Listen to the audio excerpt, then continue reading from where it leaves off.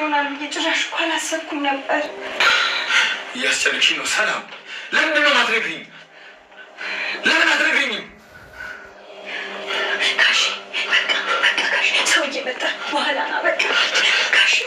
ይኸውልሽ የኔና አንቺን እርግዝና የሚያገናኘው ነገር የለም። ስለዚህ የልጁን አባት ንገሪኝ። ማን ነው የልጁ አባት ንገሪኝ ሰላም። ዳሬ ምንድን ነው ሁሉ ጩኸት? አይቲ የልጅሽ አባት ማን ነው ምናምን ብሎ እየጠየቀኝ ነው። ለምንድን ነው ታስጨንቃት? እራሷ ነግራችኋለሁ ብላለች አይደለ እንዴ? ስጡር ሴት እኮ ጭንቅ አትችልም።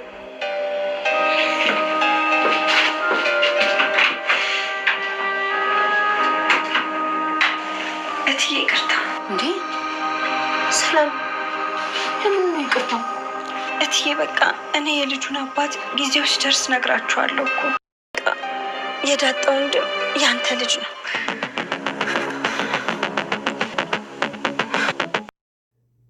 አቶ ደረጀ የሰማውን ማመን አቃተው። ሁሉንም ነገር ተናገረች ሰላምዬ። ይሄ የተረገዘው ልጅ የዳጣ ወንድም ያረገዝኩትም ካንተ ነው ስትለው፣ ይህ ነገር በህልምሽ መሆን አለበት፣ እኔ ሙቼ ነው ቆሜ ነው ካንቺ ያስረገሽኝ፣ እንዴት ነው ያረገሽውስ ያስረገዝኩሽስ? በማለት አቶ ደረጀ ፍጹም በጭንቀት ላይ ጭንቀት አትጨምርልኝ በማለት እዛው ከመኪናው ውስጥ ፌንት ሰራ። በጣም ያሳዝናል።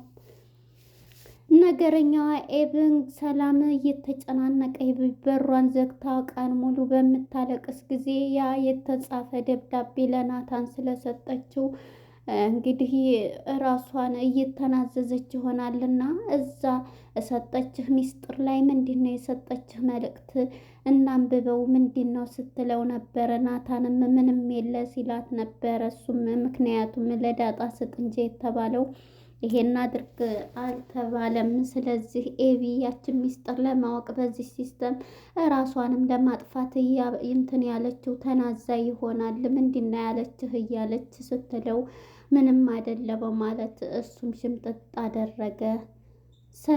ወይዘሮ ማርታ አቶ ደረጀን በሚጮህ ጊዜ ምን ሆነህ ነው በምትለው ጊዜ ዝም ብሏት የልጁን አባት ተናገሪ ብሎ ነው የሚጮኸው በማለት ማርቲ ምን ሆነህ ነው? እርጉዝ ሴት እኮ ሲጮህባት ጭንቀት ነው በማለት ጎትታ አቶ ደረጀን ከቤት አስወጣቸው። ሰላም ጤና ይስጥልን ውድና የተከበራችሁ የቻናሌ ቤተሰቦች እንኳን ወደ ቻናል በሰላም መጣችሁ። ዳጣ ክፍል 68 ተለቀቀ። ወደ ክፍል 67 ስንመለስ እንግዲህ ለማስታወስ ያክል ሰላምዬ ያበጠ ይፈንዳ፣ ካሁን በኋላ ብኖርም ብሞትም ልጁን አምጪ ማነው አባቱ እየተባልኩኝ በጥያቄ እንትን እያልኩ ነው። ይሄ ጥያቄ ለማንም አልናገር ብላ ነበርና አሁን ላይ በእኔና በፈጣሪ ውስጥ ይቀመጥ፣ ይሄንን ለማንም አልናገር እያለች ራሷን ስታሳምን ነበር። እንግዲህ ወደ ኋላው ፓርት ስናይ ያኛው ሊያስፈጥራቸው ከድር የወሰደው ሁሉ በአሽሙር እየነገረው ነበር ለአቶ ደረጀ። በእናንተም ሁለት ሚስቶች ማግባት ይቻላል ወይ? ያቺ የእናንተ ሰራተኛ እንደዚህ እያሉ እኮ አገር ሁሉ ባል የሌላት ከየት ነው ያረገዘችው እያሉ ሲያወሩ ነበረ እያለ ለአቶ ደረጀም ሲያፈጥሩ ነግሮት ነበር። ያ ነገር ደግሞ አቶ ደረጀም በጣም ከንክኖታል። እናም በዚህ የተነሳ ሰላምዬ ትጠራውና ለምን ነበረ እየፈለግሽ በሚላት ጊዜ ቁጭ ሲል አይ የልጁን አባት አስተዋውቂ ነገርን እያላችሁኝ አይደለ ለመናገር ነው ስትለው ነበር። ታዲያ ለእኔ ብቻ ለምንድን ትነግርኛለች? ስለዚህ ለማርታም ትንጣና ሁላችንንም ንገሪና ታዲያ ምን ችግር አለው እንወቀው ብሎ ፈገግ ሲል ነበር። ራስህን አዘጋጅ፣ የምነግርህ ነገር አንተን ብቻ ነው የሚመለከተው ስትለው ምን አገባኝ ስላንቺ እርግዝና እኔን ብቻ የሚመለከተኝ ምንድን ነው? እኔ አባት ነኝ ወይስ እኔ ነኝ አስረጋዡ? በማለት ቢነግራትም እሷም እየጮክ ነው በጣም ጋላት። አቶ ደረጀ በጣም እየተቆጣ ነበር። ማርቲም ደግሞ ከሳሎን ቁጭ ብላ የምሰማው ድምፅ ኧረ ሰው እንዳይሰማ በምትለው ጊዜ እንደውም ማርቲም ትምጣና እሷም ትምጣና ትናገሪያለሽ፣ ማን ነው ያስረገዘሽ ቢላትም ተረጋጋ፣ እንደውም ትቼዋለሁኝ፣ ተረጋጋ፣ ሌላ ጊዜ እነግርሃለሁኝ በቃ ስትለው ነበር እና እየጮኸ ነበረ።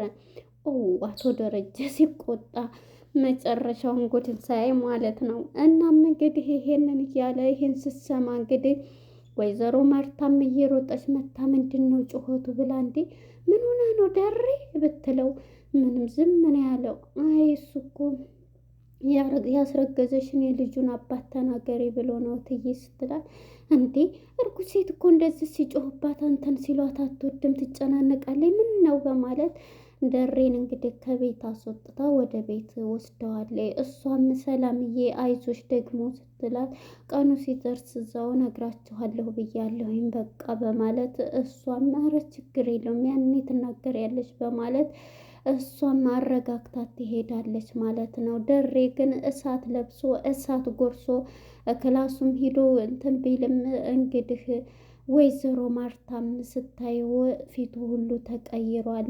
እሷ እንግዲህ በባለፈው ፓርት ላይ ካስታወሳችሁ ዳጣን ደውይለት ለአባትሽና አገናኘኝ ምንድን ነው ልጄ ብሎ የማይጠይቀው አምጪ ቁጥሩን ስትላትም ወደ ደረጀ ጋር በመደወል የዚህ ጊዜ ደሬም እንግዲህ አባትሽን አንጭ አለች ብላ ነግራው ነበር። እንግዲህ እንዳጣ ማለት ነው። ደሬ እንግዲህ በጭንቀት ውስጥ አሁን ሰሞኑን በጭንቀት ይገኛል። አሁን ደግሞ ይሄን የሰላምዬን እርግዝና እንትን ሲል ደግሞ በጣም ጭንቀቱ ጨመረ። በጣም ይገርማል። በዚህም የተነሳ እንግዲህ ማርቲም ትገባና ደሬ ምን ሆነህ ነው ዛሬ ምንድን ነው እንዲህ ምን ሆነህ ነው እያለችው ነበረ። ስሜታዊ ሆንክ እያለችው ነበረ። ዝም ይላታል። ታዲያ እኮ ትነግረናል፣ ይሄን ደግሞ የራሷ ቃል ነው የልጁን አባት እናገራለሁ ብላ የለ እንዴ ተረጋጋ እያለችው አውቃለሁ እኮ ሁሉም ሰው እንደዚህ በሚል ጊዜ ይገባኛል ስሜትህ፣ ስለዚህ እንደዚህ እንትን አትበል ትለዋለች።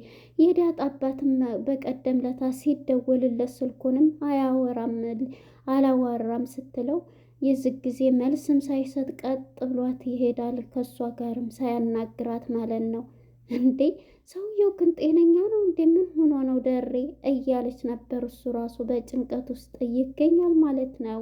እናም በዚህ የተነሳ እሷም ዝም ብላው ሲሄድ ታያለች ማለት ነው። እንግዲህ ይሄንን ጩኸት ጩሆባታልና ሰላምዬም ማለት ነው በጭንቀትና በውጥረት የምትገኘው ሰላምም ተናግሬ እዛ ይውጣልኝ ስላለች እያለቀሰች ነበረ። ሁሉም እንግዲህ እያለቀሰኝ ስለነበረ ምንድን ነው እንግዲህ ምን ሆና ነው እያለች ነበረ። እናም ይሄንን እያለቻት ሳለ እያሉ ሁላቸውም ታለቅሳለች። ከዛም መታ ሌሊቱን በሙሉ እኮ አልተኛችም ስታለቅስ ነው ያደረችው በማለት ነው እንግዲህ ዳጣም ትደውልና ወደ አባቷ ጋር ታወራለች።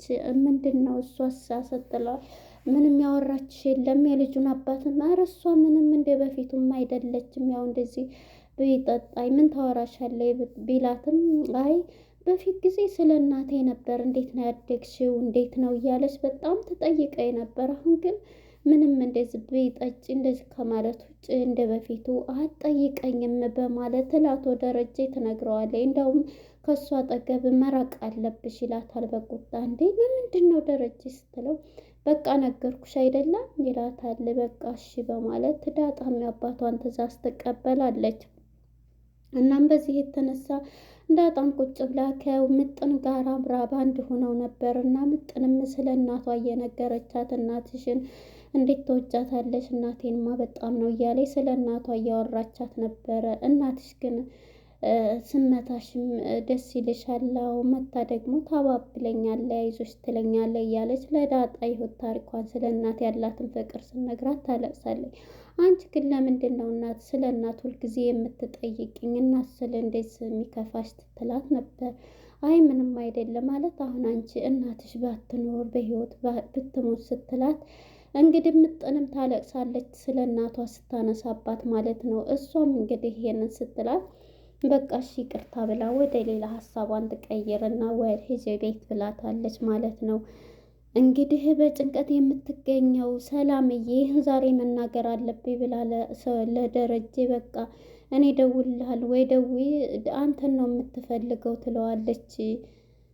ዳጣ ማለት ነው። ምንድን ነው የምትፈልገው? በቃ ምን እሰራላታለሁ እንጂ አንተን ነው የምትፈልገው። ምንም ለእኔ ያወራችኝም ስለ አባቷ ስላረገዘችው ልጅ አላቅም ትለዋለች። እናም በቃ ከሷን ርቂ ወይንም ትመጣለች ወይም ትደውልልኝ ብሎ ለዳጣ መልእክት ይነግራታል ማለት ነው። እንግዲህ ወደ ሶስቱ ጋር ስንሄድ ሶስቱም ተቀምጠው ናታን ማነችው ውሃና ወይዘሮ ማርታ ናቸው በአንድ ሁነው ሳለ እንግዲህ ስለዛ ወረቀት ምንድን ነው ታዲያ የሚያስለቅሳት ሲሉ ስታለቅስ አደረ። እንግዲህ አንዳንድ ሰዎች እኮ እርግዝናውም ሊሆን ጸባያቸው እንትን ያለው ለዛ ሊሆን ይችላል ትላለች። ታዲያ እኮ ደህና ነበረ ምንድን ነው ታዲያ ምንድን ነው የሚያነፋርቃት ትላለች። ኤቢ መቼም ምንም እንትን የምትል የለም ያ ሚስጥርም ስለተደበቀባት እኔ ግን ይመስለኛል በባለፈ ጊዜ ለናታን የሰጠችው ሚስጥር ላይ ኑዛዜ ወይም አንዳንድ ሰዎች በጭንቀታቸው አባቱን አምጭ ስንላትም ሁለተኛ ደግሞ ስላረገዘችው ልጅ እየተጨነቀ ወይ ለዛ ሊሆን ይችላል እራሷንስ ብታጠፋ የሚል ሀሳብ ትሰጣለች ማለት ነው ኤቢ። ይሄን በምትል ጊዜ ኧረ ዝም በይ የምትላታለች። ናታን ስትለው አይ አይደለም ሆስፒታል ብንወስዳት ይሻላል ሆስፒታል ከሄደች ይሻላታል ይላል ናታንም ማለት ነው። ምንም አልሰጠችኝ ይላታል። እኔ እኮ ባይኔ ነው ይዘህ ያየኸው ልዋሸኝ ነው እንዴት ትለዋለች።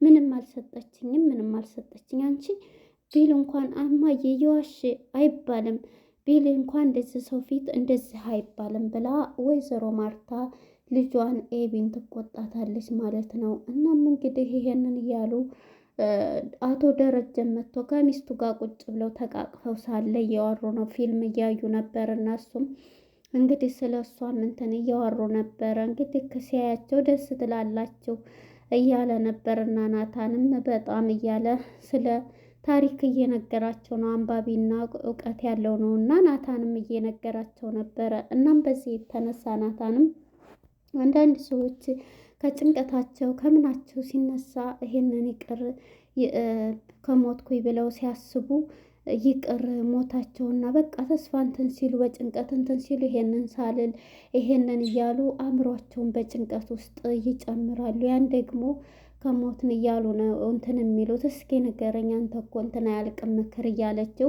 ወይዘሮ ማርቲም ሁሉንም ስትጠይቀው አቶ ደረጀ ግን እንኳን ሊሰማ በሀሳብ ጭልጥ ብሏል ማለት ነው። እንዴ ደሬ ስትለውም ደሬ ድንግጥ ብሎ ምንድን ነው እያለ ከዛ ወይት ደህ ነው እያወራን እኮ ነው በማለት እንግዲህ ሁሉንም ሀሳብ ይነግራል። ሀሳቦችም ማለት ነው ትክክል ነህ በማለት ሀሳቡን እየነገራቸው ነበረ። መጨረሻ ላይ እንግዲህ ደሬም መኪና ውስጥ ተነስቶ ይሄዳል ማለት ነው።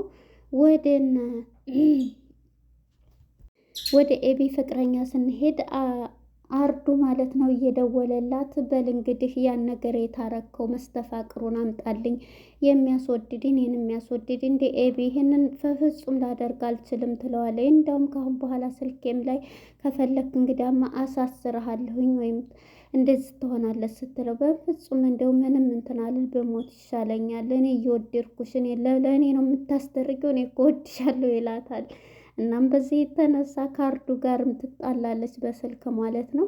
እንግዲህ ወደ አቶ ደረጀ ጋር ስንሄድ አቶ ደረጀ ሰላምዬን ቀጥሯታል ማለት ነው። እንግዲህ እሱም መጀመሪያ ከእሷ ጋር እያወራ ነበር ከልጁ ከዳጣ ጋር ትምጣ ብሏታል። እሷም እንግዲህ ሰላምዬ ወደ አቶ ደረጀ ጋር ሂጅ ይህን ነገር መናገር አለብኝ ከሞትኩም ልሙት እንጂ እንግዲህ የልጁን አባት አምጪ ስባል ምን አባት የለሆን ነው እያለኝ ነበረም እና መናገር አለብኝ ብላ ወስናለኝ።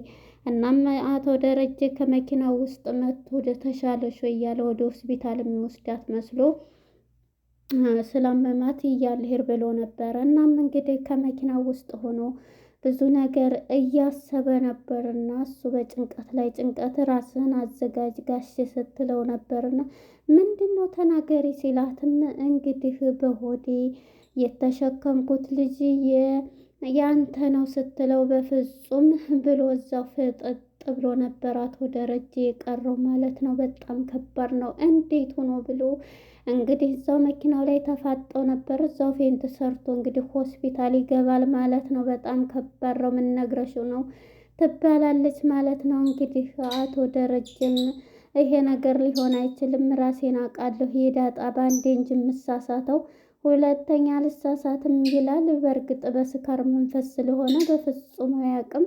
እንግዲህ ሰክሮ ነው የዳጣ ወንድም ነው ይሄ በሆደ ያዝኩት እያረገዝኩትም ከአንተ ነው ስትለው ነበር። እዚህ ላይ እንዴት ብሎ ፈጦ የቀረው ማለት ነው። በጣም ከባድ ነው አሁን ላይ ለአቶ ደረጀ። ቁጥሩ ነው ግን ደግሞ በጣም ስተረት ሆኖበታል ማለት ነው። ያው እንግዲህ አያምንም። ያው ግን ዲኤንኤ ስለሚደረግ ሲወለድ እንትን ይላል ማለት ነው። በጣም ከባድ ነው። እንግዲህ እዚህ ላይ ነበረ ፊልሙ ሊፈጸም የቻለው። ዛሬ እውነቱ ወጥቷል ማለት ነው። እንግዲህ ምን ይሆናል የሚለውን ቀጣይ ክፍል የምናይ ይሆናል። ለነበረንም ቆይታ እናመሰግናለን። መልካም ጊዜ